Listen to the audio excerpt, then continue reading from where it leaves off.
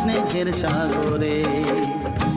শৈল না সে সুখ বেশি দিন, মরল দেশের রানী, ভেসে গেল রাজার কুমার অকুল পাহাড়ে।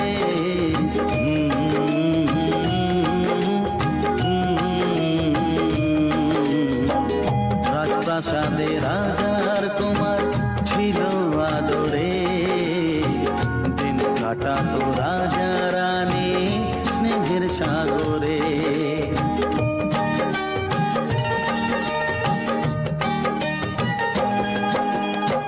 ভিন দেশের এক রাজার কন্যা